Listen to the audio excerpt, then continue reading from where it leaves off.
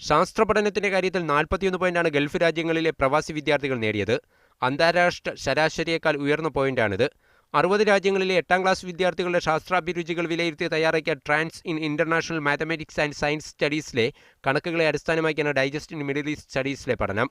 Gulf രാജ്യങ്ങളിലെ സ്വദേശി വിദ്യാർത്ഥികളും അവരുടെ വിദ്യാസമ്പന്നരായ രക്ഷിതാക്കളും ഭാവി ജീവിതത്തിൽ അവരുടെ ജോലിയിൽ ശാസ്ത്രം, സാങ്കേതികവിദ്യ, എഞ്ചിനീയറിംഗ്, ഗണിതം എന്നിവയിൽ വലിയ പ്രാധാന്യമില്ലെന്ന് വിശ്വസിക്കുന്നു.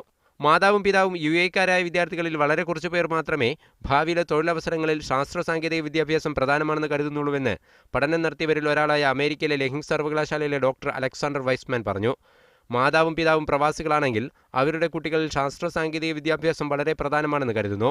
സ്വദേശികളുടെ കാര്യത്തിൽ മാതാപിതാക്കളുടെ ഉന്നത വിദ്യാഭ്യാസം ശാസ്ത്ര വിഷയങ്ങളിൽ കുട്ടികൾക്ക് മികവ് പുലർത്താൻ സഹായിക്കുന്നുണ്ടെങ്കിലും തൊഴിലവസരവുമായി ബന്ധപ്പെട്ട കാഴ്ചപ്പാടിൽ ഇത് പ്രതിഫലിക്കില്ലെന്നും ഡോക്ടർ അലക്സാണ്ടർ വൈസ്മാൻ പറഞ്ഞു. സൗദി അറേബ്യയിലെ ദമാം കിങ് സൗദ് സർവകലാശാലകളിലെ ഗവേഷകരുമായി ചേർന്നാണ് ഡോക്ടർ അലക്സാണ്ടർ പഠനം നടത്തിയത്. Media 1 Dubai.